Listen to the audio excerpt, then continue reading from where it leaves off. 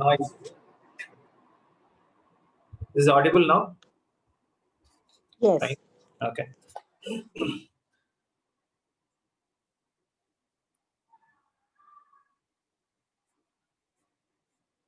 Om Shri Gurubhyo Namaha.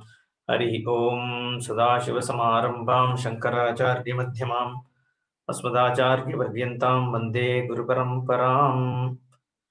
Om Vakradunda Mahakaya Suryakoti Samaprabha Nirvignam Kuru Me Deva Sarvakaryeshu Sarvada Saraswati Namastubhyam Varade Kamarupini Vidyarambham Karishyami Siddhirbhavatu Me Sada Gurur Brahma Gurur Vishnu Gurur Devo Maheshwaraha Guru Sakshat Param Brahma Tasmai Shri Gurave Namaha Vasudeva Sutam Devam Kamsa Chanuramardanam Devaki Paramanandam Krishnam Vande Jagadgurum.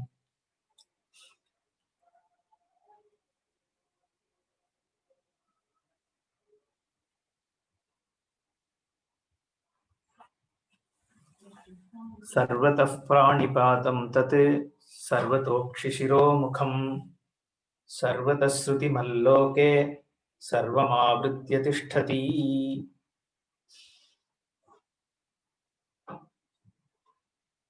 This is the third shloka of the 8 significant verses that Pujya Swamiji had picked up from the Bhagavad Gita. We already saw that in the previous verse, which also incidentally in the same chapter, actually it is the previous verse to this one. So the one that we saw yesterday, 13:12, was also from the 13th chapter, and it was the 12th verse there. Nyayam yattat pravakshyami yajñātva amritamashnute anadimat param brahma na sat na asaduchyate, tat na asaduchyate was the shloka we had spoken about yesterday. Like I mentioned, after the first verse, which spoke about two nishta, right? The two nishtas are the actual focus of entire Bhagavad Gita. Okay, the whole Bhagavad Gita talks about only these two things: Jnana Yoga and Karma Yoga. Jnanam and Karma Yoga actually. Brahma Vidyayam Yoga Shastre Sri Krishna Arjuna Samvade is how every chapter is concluded. Brahma Vidya and Yoga Shastra. That is why as soon as that was that verse was picked, Swamiji has directly picked the next one, which is actually Brahma Vidya. So the next 2 or 3 verses are about Brahma Vidya, and the last 4 verses you can classify them as Karma Yoga. If you have to roughly look at the structure of how these 8 verses have been picked up, the first verse is the one which defines what comprises of Bhagavad Gita in terms of Dve Nishte, right? The two Nishtas, Jnana Yogena Sankhyanam, Karma Yogena Yoginam.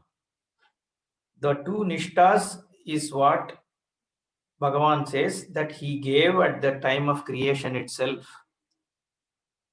So that is the introduction in terms of what Bhagavad Gita is going to cover, right? Now, the remaining 7 verses are divided into 3 focused verses, which covers the crux of Brahma Vidya, and the last 4 verses, in a sense, covers Karma Yoga. So all dimensions of it.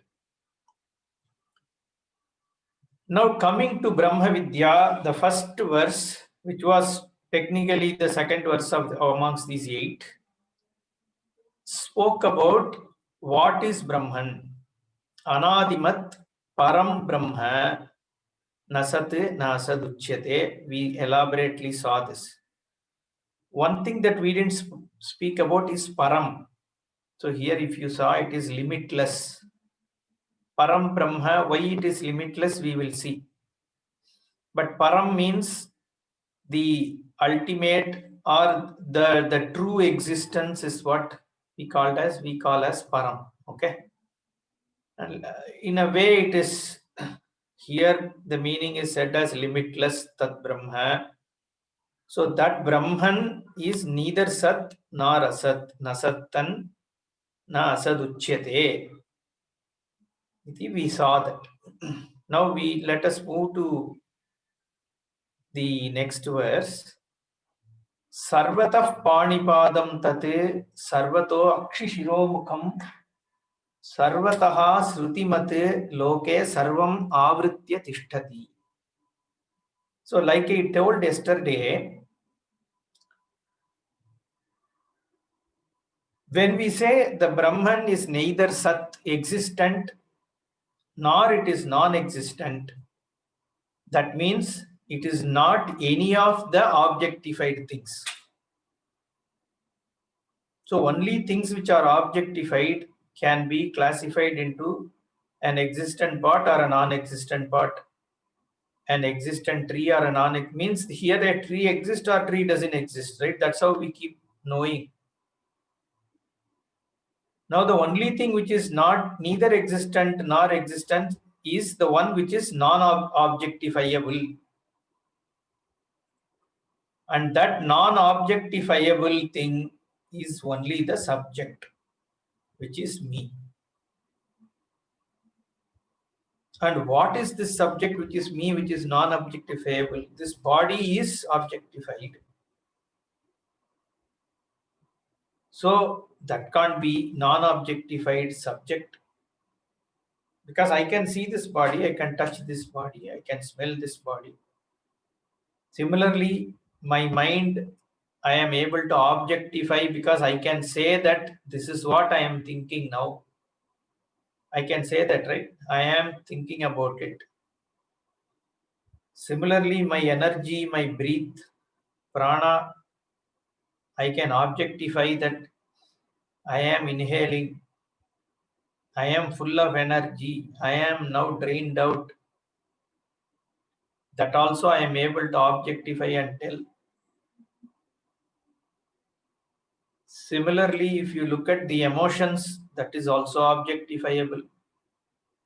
So what is it that is non-objectified? Is the one which is objectifying everything. Now that subject is the one which is neither Sat nor Asat. Okay.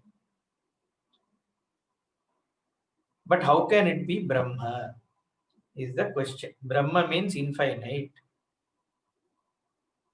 That's where to make one understand the Sarvavyapakatvam of Brahman, this verse is told by Bhagavan. Sarvatah Panipadam. All the hands which are there, every hand, whether it is of the animal or whether it is of human, whether it is of mosquito, or whether it is in the earth or whether it is in Mars or in any other galaxy, Sarvataha Panipadam, whether the hands or the feet. Sarvataha Akshi Shiromukham.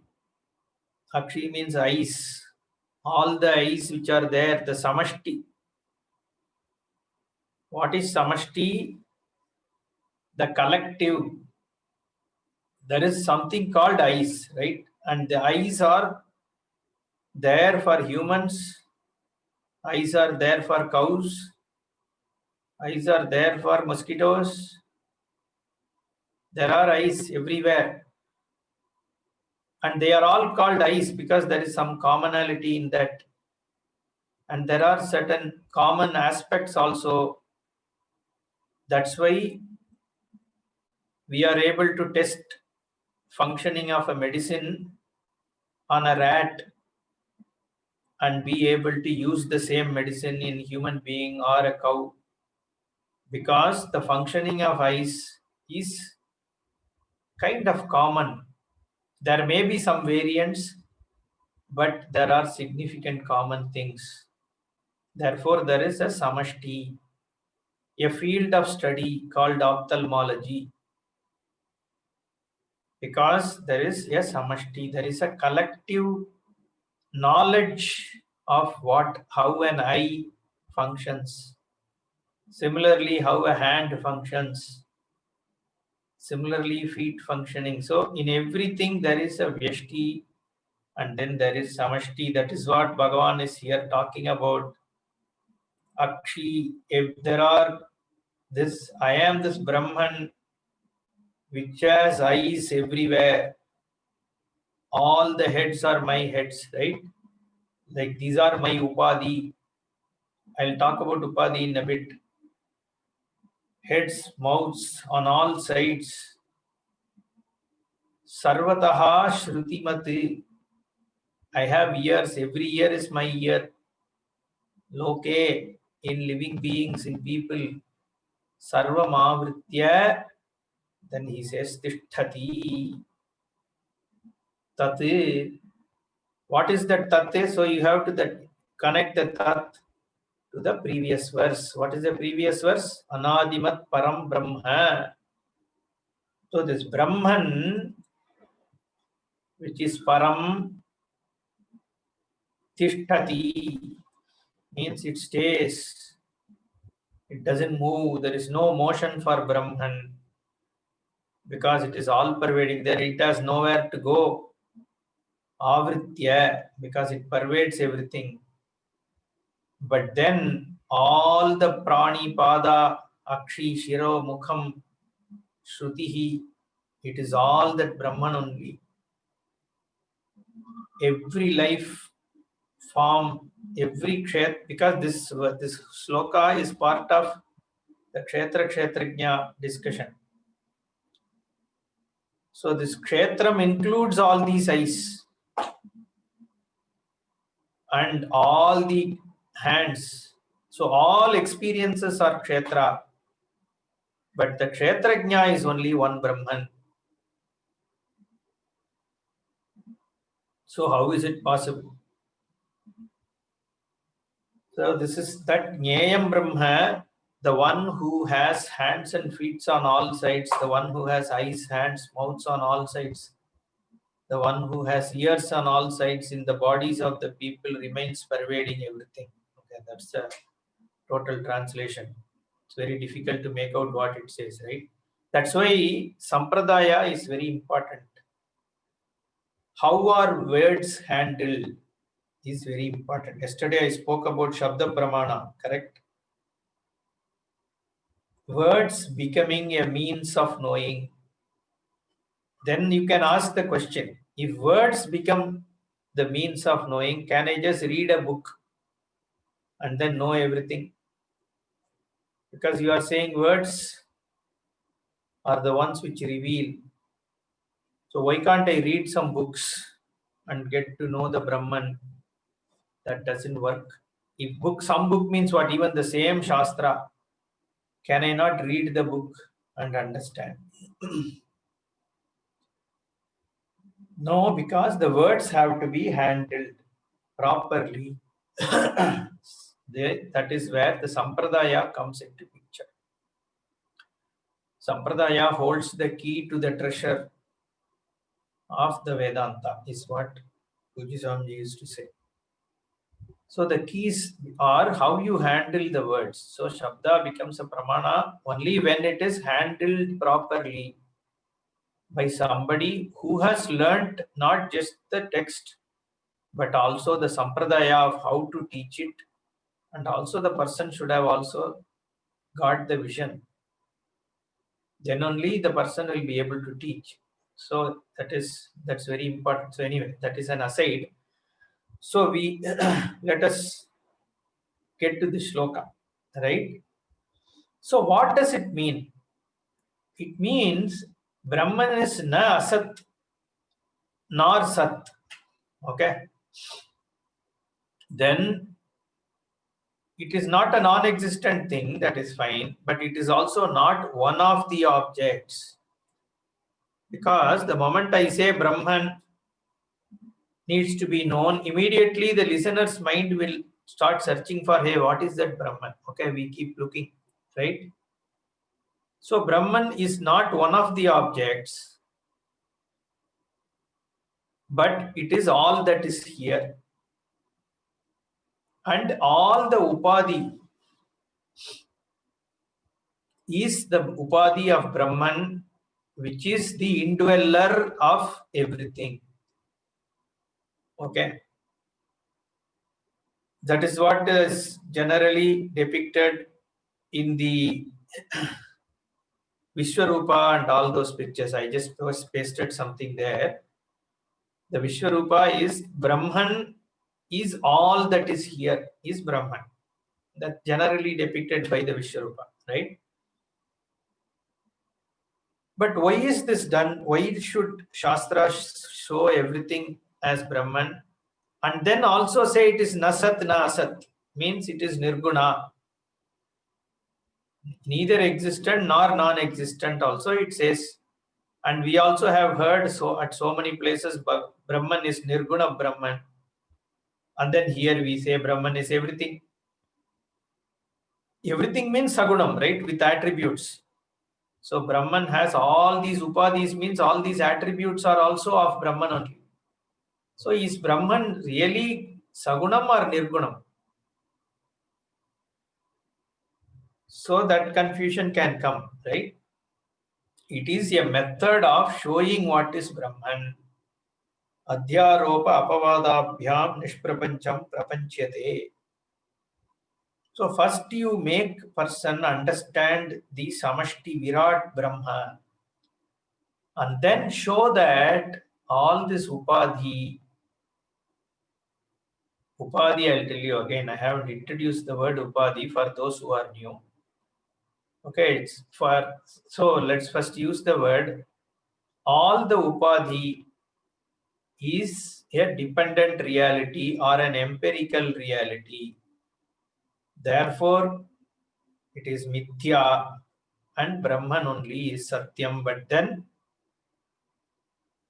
it is everything that is here. To show that, you have to first bring the all-encompassiveness recognition through the Upadhis, and then that Upadhimatvam has to be negated so that the Sarva Vyapaka Brahma Vishesha is recognized.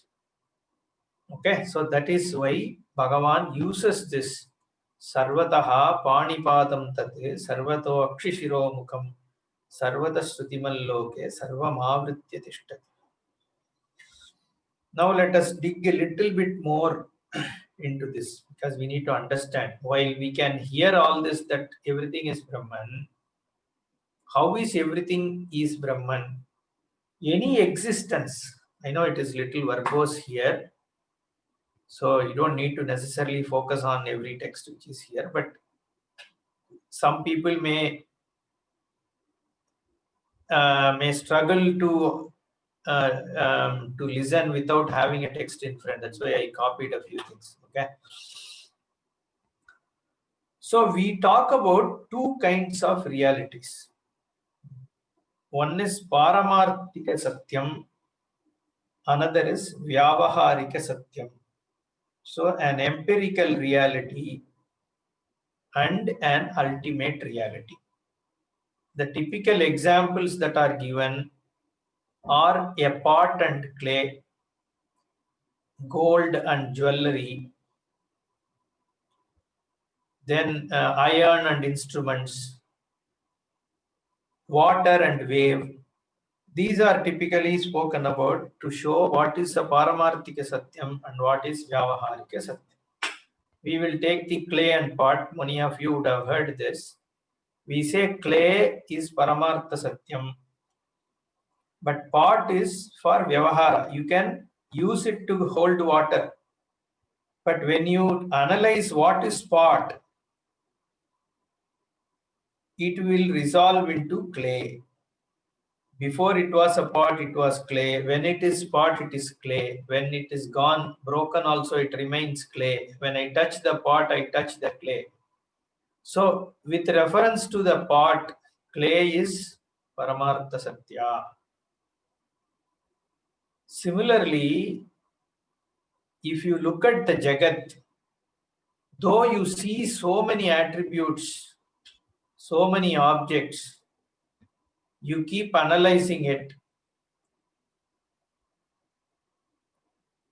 There is a karanam for every karyam. Every object has its own cause. When I say cause, we are now talking material cause. For now, just leave the intelligent cause aside. Just look at the material cause. When I say, yesterday I spoke about cloth and yarn and fabric and all that. So a cause, every object, every effect has its own cause, right? And that cause is also in turn an effect of another cause. And again, that in turn becomes an effect of another cause. So like that, it keeps on going. And finally, the existence for any of the object resolves into Brahman only. So the existence is provided to every object by Brahman, Satta Pradhanena. So that is the Paramartha Satyam, and whatever is objectified will be understood as Vyavahara Satyam, Vyavaharika Satyam, because it has a Vyavahara Yogyatvam. You can use it for Artha Kriya and all that. It can hold water for you. It has a shape, it has a form. You have a word associated with it. You can use that word to talk to people. Hey, I have a pot. I bought a new big clay pot, which is really providing cold water. All that you can say. But when you analyze, there is nothing called pot, because moment you remove the clay, there is no pot. So it has a mithya existent or a dependent reality. Its reality is dependent on the clay.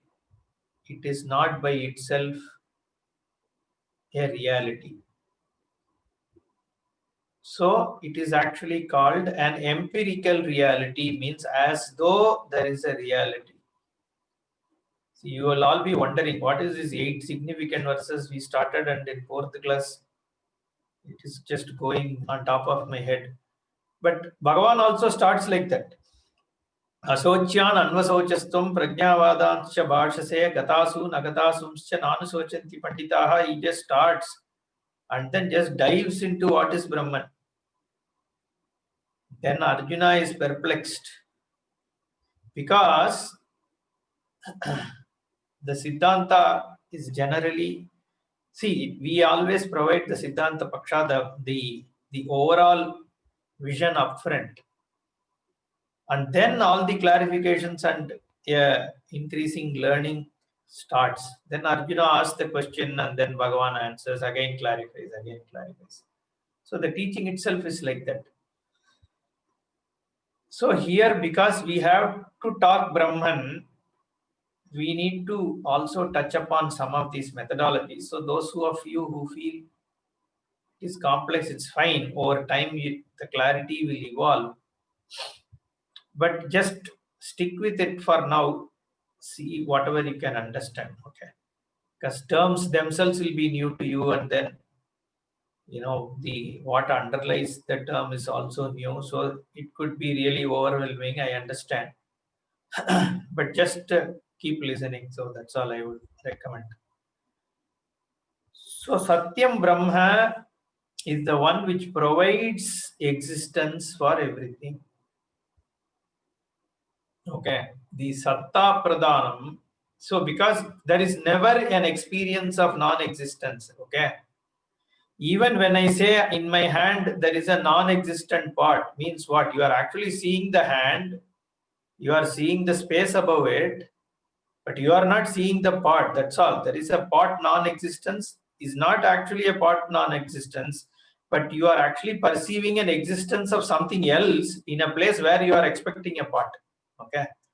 So a non-existence itself has no basis. Okay. You always experience an existence. Because satta pradhanam is there, then only the moment you say I'm experiencing a non-existence, there is an existence which is experiencing a non-existence of something. Therefore, the satta pradhanam existence is always provided by Brahman. And like I said, Bhagavan uses the term tishtati, means it remains without motion when the whole world is moving on a stage called your chit. And that stage provides the stage for all the motion, all the drama that is going on, but itself doesn't move. That's why in this temple, Chidambaram, it's called Chit Sabha. Chit Sabha means it's the stage of Chit, on which the cosmic dance is through Maya. And this whole dance, which is this Jagat, an experience of the Jagat, is supported by this Tishtati, that which remains without motion, this Chit, which is Brahman, which is Atma. How do you say it is Atma?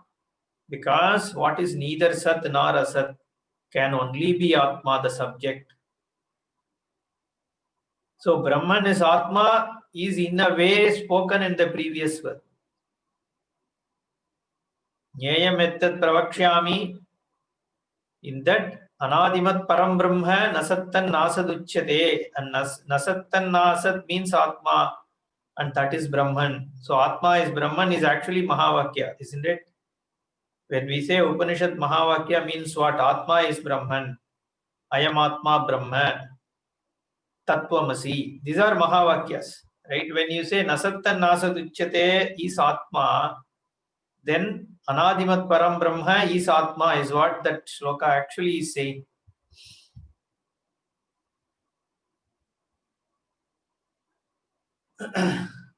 So this is Param Brahma, which is limitless. Param, because it transcends everything. So where does the space end? The question itself is very difficult to understand, because what is outside of space? That also has to be in space only, no? What is after time? What was there before time? So then that's where the question is whether time and space are they absolutes? But then time and space are experiences which happen where? Without it being an experience, it doesn't have its own existence. So it is always pervaded by the Atma Vastu. Without it being pervaded by the Chitvastu, the Swarupa, it doesn't have an existence of its own. So then, what is beyond space? Jyotisham apita jyotihi. That which lights, even so the sun lights up the moon lights up, moon and sun light up the earth. But what lights the sun and moon is again Chaitanyam only, no? Without a Chaitanyam lighting up that vritti, the experience of sun and moon is non-existent. So the existence of sun and moon is provided by what? By Brahman only. Therefore, it is Nirguna, but at the same time, it is the Paramarthika Satyam supporting this Vyavahara Satta, Vyavaharika Satyam.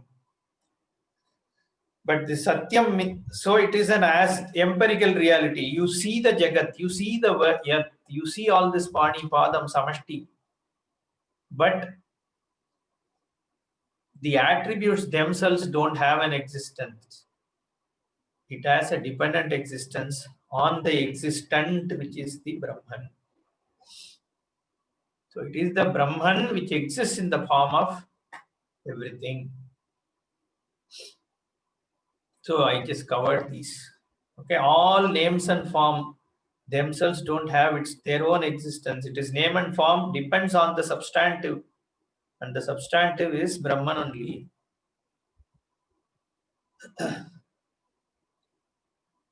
So any object, not only object, a thought, it all resolves into the presence. A duration of time also resolves in the presence only. Okay, I say 5 minutes. 5 minutes what means what? It's 300 seconds.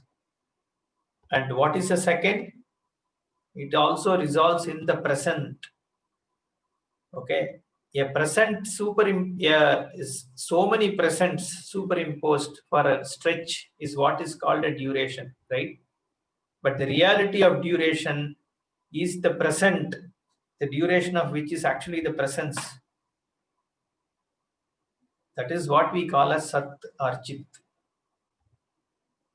So time is also Chit. Objects also resolve into the same Satta. So therefore space also is dependent on the same Chit. Because time and space depend on, so like Jaishankar ji was telling in the other class, right? In the dream or in deep sleep, the scale itself changes for the time and space, right? Within few seconds or sub-seconds in your dream, you experience a much larger, experience, right? The scale of time in the dream is very different from the scale of time in the waking. So again, it depends on the Satta and the Chit. So we spoke about Jagat in motion, right? It is this, like again, like yesterday, all these verses, Smriti verses, follow the Shruti, the Veda, like in this case, Purusha Sukta, Sahasra Sirsha Purushaha Sahasrakshas Sahasrapat Sabhumim Vishruto Vitvatyatishtat Dashangulam. So it is part of Rigveda and also adopted in Yajurveda. This Purusha Suktam talks about the Virat Samashti Swarupa of Sarvavyapakatvam of the Brahman or Bhagavan. So there are countless heads, countless eyes, feet. That is what here Sarvatokshi Shiromukam, that Bhagavan talks about.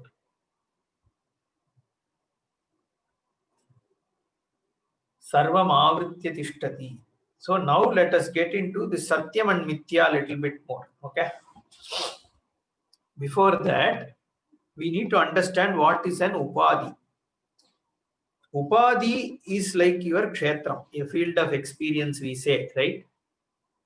Your body, mind, sense complex is your Upadhi. If you look at a Jiva, okay, you have a body which has senses and all that, and there is a mind, there is prana, subtle body, sukshma sharira, all that is an Upadhi. And there is a samashti Upadhi where all this collectively coming together, right? Like we spoke about the samashti I, the samashti means collective. When there is one tree and then there is a forest. Forest consists of all trees and there is some commonality of things called trees. The tree, it's all set of collection of trees is called is a tree forest, right? If you take all the trees put together as the world of trees, that is called as samashti. And there is always the samashti and vyashti is individual. The individual is part of the whole. Everything is part of whole. This prana, see, look at the world, right? There is there is a symbiosis in the way we are, right? We need to breathe means there should be air in the atmosphere. We need to see something means there should be light and it should be provided for. And the reflecting medium everything has to reflect light. And that light has to be received by my, eye as an instrument, as a sense. And then it has to go through my retina and the nerves into the brain, and the eyesight has to happen, right? All these has been provided for in the Srishti. Means the sun is there in a way that it can produce light so that I can see. So there is a connection, right? It may be zillions of whatever light years apart, millions or whatever is the scale, even the stars for that matter. But then that light has a connection to me because I am able to see because of that light. There is always this samashti connection, right? I have to breathe, there has to be air. I need to drink water, water has to be provisioned, and water has to reach me. So the clouds are formed, the clouds move, and then they come down as rain. So it is all one connected thing. You are not in isolation. So that is why this Vyashti Samashti is understandable not only in physical. We say there is Samashti in prana, there is a Samashti mind also. We talk about Hiranyagarbha. We mean Shastra talks about Hiranyagarbha. There is a Samashti, the collective mind called Hiranyagarbha. And then Sutratma, which is also a collective of the prana. And then Virat is the Samashti of the Stula Prapancha, the physical. So there is always a collective at every level. Even this avidya that we say, there is a Samashti called Maya. And Ishvara is a Samashti for Jiva only. No? Ishvara, that is what Bhagavan is saying here. I am all the eyes, all the legs, all the hands, so it is a collective. And I am the indweller of all this, or the Kshetrajna. Kshetrajnam chapimam vidhi sarva kshetreshu bharata. That's how he starts. In every kshetra, I am the kshetrajna. Means all these are my upadhi. What is an upadhi? It's like a crystal colored by a cloth. So the cloth is an upadhi which makes the crystal look red in color or blue in color or black in color, right? So upadhi and upahitam. Okay. So this upahitam is kshetrajna. That is the Brahman. And upadhi here is collective, samashti upadhi. Therefore, as an indweller, I am not just the indweller of this body, it is me who is there everywhere. Because in essence, that is what it is. But now the question is the upadhi same level of reality as the upahitam? Means all these bodies, do they have same level of reality like the indweller Brahman? That is where all this Dvaita, Visishta, Dvaita and Advaita differ. The difference is, see, they also talk about Visishta Advayam, right? So Jadam and Chetanam together is what is Brahman, is what they say. But they don't recognize the Satyam and Mithya. The question that they don't take forward is, do all these attributes and upadhis, do they have an independent existence other than they being the field of experience of the subject? So it is the subject's experience which is this body and the world and samashti and all that. Without it being an experience, they don't have an existence. In fact, this subject, Chaitanyam, has its existence in deep sleep and other situations without all these upadhis. But these upadhis don't have an existence without they being a field of experience. So you can never take these away from the subject, which is the experiencer. Like the pot can never be even thought about without it being pervaded by the substance it is made up of. You can't even imagine. Can you imagine a pot without any substance which makes up the pot? Whether it is clay or steel or stainless steel or gold, whatever. The moment you think of a pot, you have to think of it with the material which makes it up. Similarly, this upadhigata experience cannot be even thought about without it being pervaded by the Chetana Vastu. Therefore, it its own existence, independent existence. It can't be, I mean, it can't be established that they have an independent existence. Therefore, they are empirical. But how am I seeing all this? That is where we say there is a Maya Karyam. They don't have an, so what is the status of it? I mean, are they real or unreal? We say they are Mithya. It's not, we don't call them as Tucham, totally non-existent, like rabbit's horn. Rabbit's horn is non-existent. Mirage water is non-existent there. But here, we can't say there is, I am not seeing a world. Of course, you are seeing a world. So we are not say, they say Shankara is a Mayavadi and all that. No, our commitment is not about Maya at all. We don't say there is no, we don't have an experience. We only say the reality is only empirical. It is not Paramarthikam. There is no ultimate reality in your experience of the world. It is only conditional experience.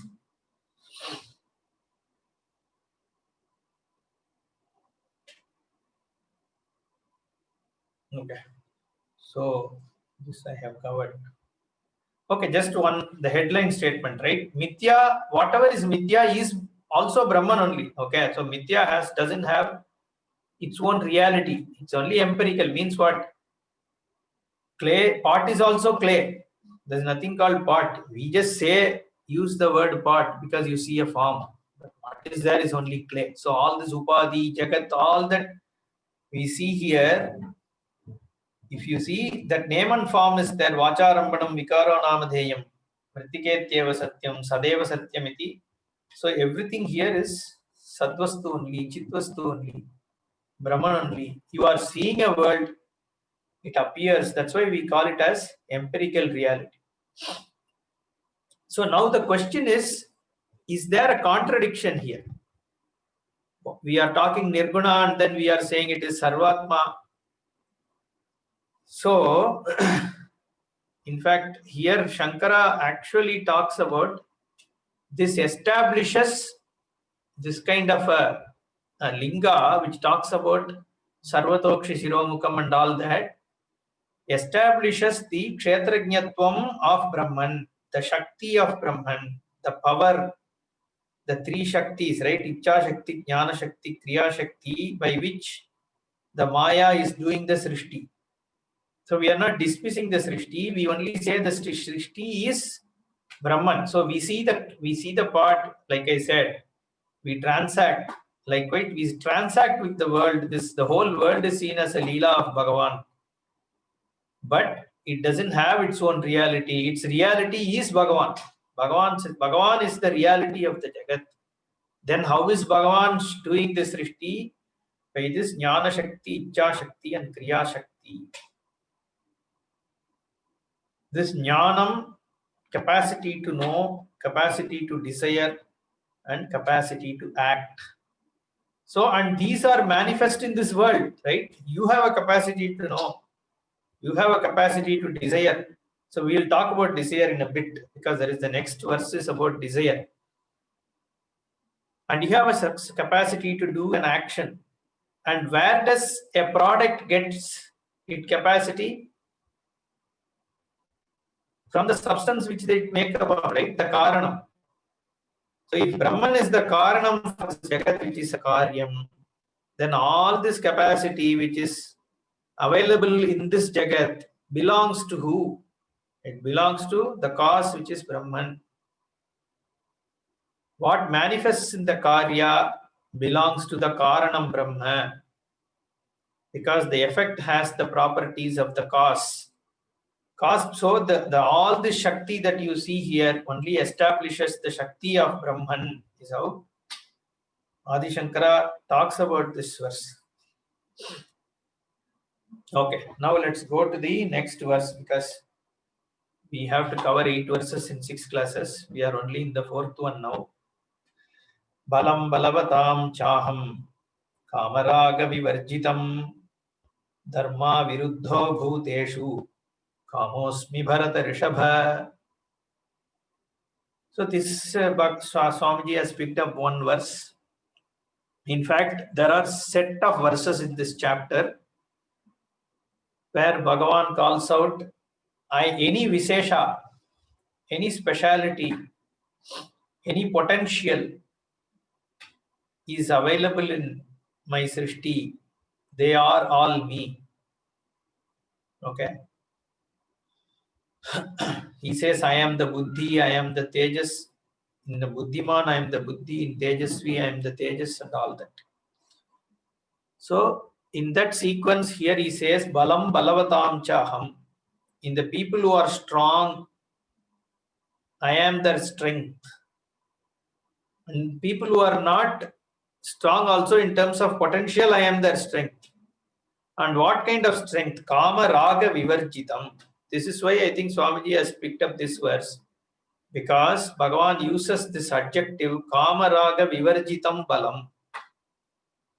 So without any ahankara, the desire, this balam, the strength which is there in people, that is my glory.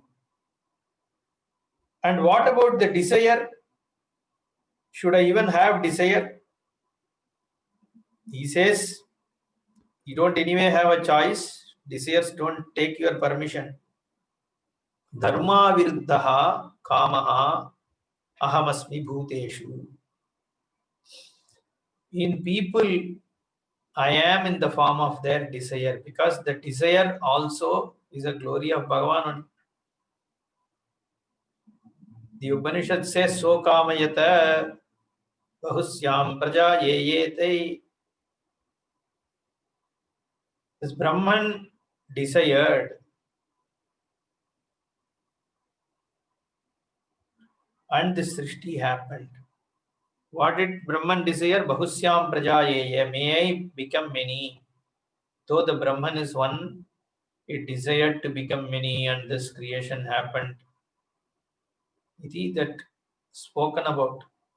Again, like I said, the cause, it's any glory of the, any attribute of the cause manifests in the effect also. So the kama, the desire is actually available, and it is the glory of Bhagavan only. What is potential is Ishvara. Again, this all Puji Swamiji's, usages. What is a potential is Ishvara, whether it is manifest as a strength yet or strength as a potential in somebody. So someone may choose to bring this potential to manifestation, or it can be latent. Irrespective, the possibility is given by Bhagavan only. And the possibility that strength can be manifested is given in the Srishti. So there is the Saptavada Nyayamu, they say. So somebody went to a restaurant and said, bring me the vada, which quenches or which satiates my hunger. And he said, I will only pay for the vada which does that, right? It should not leave me hungry. Then the server brings first vada, second vada, and then only on the seventh vada, the guy's hunger is gone. Then he asks for the bill and says, get me the rate for the seventh vada. Because the seventh vada is the one which satiated my hunger. So like I said initially, that I will only pay for the seventh one. This fellow says, hey, your first six only made your seventh one actually take your hunger out, right? But he won't agree. Anyway, we don't know how that story ended. But the point is, you are already sitting on things. You are standing on the shoulders of others. We are talking now. See, we can think I am talking in English, right? But how many people's effort has gone into this? People who invented this language, people who taught me this language, people who honed my language. Everything has contributions from so many. And everything, there is a latent thing which is provided for in the Srishti by Bhagavan, right? Even those who taught this, who created this, where did they get it from? It is all available, given, right? The ability to comprehend is given by the Srishti, by Bhagavan. The ability to talk is given by Bhagavan only, isn't it? So we may take pride in thinking that I have developed something, but who gave you the capacity to develop it? It's all given. Even an aircraft, people might say, hey, aircraft, what is Bhagavan to do with it? Some scientist invented, right? Newton understood the third law, correct? But the law was not created by Newton, right? It was given by Bhagavan. The fact that things can fly is given in the Srishti. You just tapped on what is already available and used it to put some things together, right? Which were not already together. You just collected them together and then created an aircraft. I'm not trivializing the aircraft creation. What I'm saying is the Srishti already held the possibilities. The potential is there in the Srishti itself. And that you can create this aircraft by what? By your intelligence. And that intelligence is again was given by Bhagavan, right? You didn't create your own brain. It's all given, right? Your physical body is given. So it is all in the Srishti. So Bhagavan says the balam is me when kama raga vivarjitam. So kama generally is seen as raga only, but here because both are used, slight differentiation is brought in, saying kama is desire to accomplish what you already don't have, whereas raga is an attachment to what you have. Is how Shankaracharya gives an explanation here. So this I am strong means the strength is from Ishvara only. In fact, strength is Ishvara. The potential is Ishvara. Any potential is Ishvara, right? Because you are tapping in that. So this kama and raga is your ahankar. The moment you think it is me, I am the reason for the strength, then you don't see the manifestation of Bhagavan because your ahankara comes and interferes it. So Bhagavan says, kama raga vivarjitam. Anything for that matter, when the humbleness is there, then you see Bhagavan there. Why? Because that person's ahankara is not coming in the way, whether he's a musician or he's teaching Vedanta or he is a boxer. The moment your ahankara is not there, you just recognize the strength is something which is Ishvara, then everybody can recognize that. Vidya Vinaya Sampanne Brahmane Gavihastini. So whenever you say Vidya, you will always see in text it talks about Vinaya also. Because I can't take pride that I know so many things. Hey, your buddhi is given by Bhagavan. Your ability to collect information is given by Bhagavan. That information itself is Bhagavan. So what have you done technically?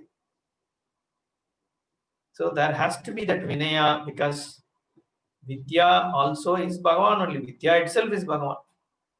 But why did Bhagavan say this Kamaraga Vivarjitam? Because strength, he didn't say that for the other ones like Buddhi Buddhivatam Chaham Tejas Tejasvinam Tapasvibhyo and all that. He didn't qualify, but this verse alone he qualifies because strength can become an object of abuse. When somebody is strong but has an ego and kama and raga, that person we will be afraid of because we don't know what that person will do to us. Whereas if a person is strong and doesn't have ahankara, then that is a beauty. You appreciate because you are appreciating Bhagavan there. Any vibhuti is vibhuti of Bhagavan. Right? It is just manifesting through that person. That's all. It is Bhagavan who is manifesting. Anything rich is Bhagavan.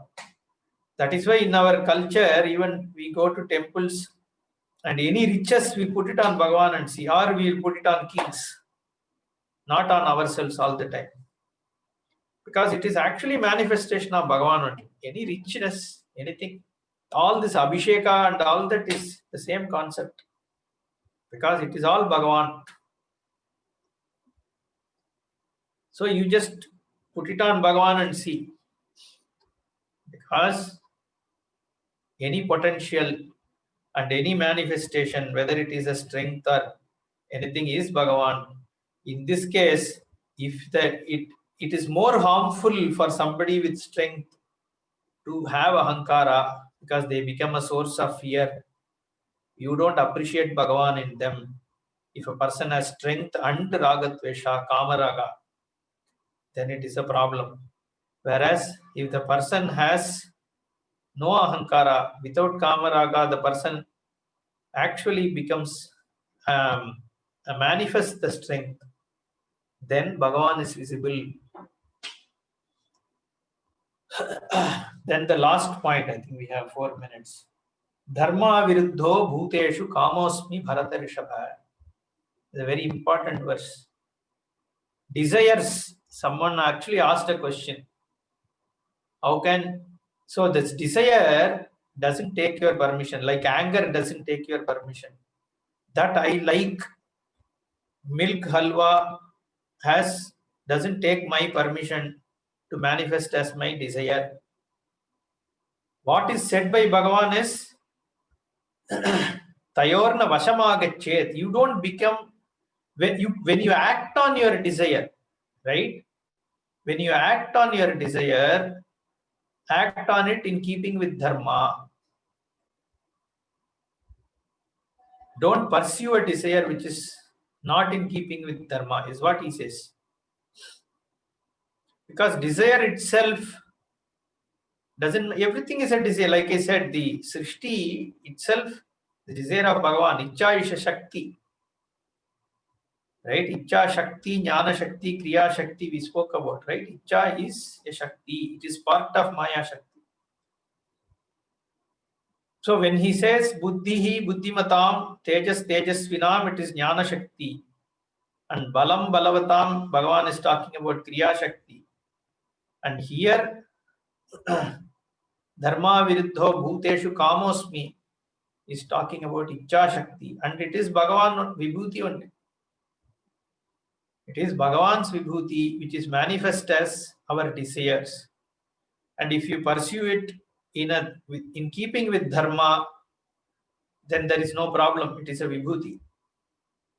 Bhagavan's Vibhuti which is manifest, because there are a lot of good things which you might desire and contribute.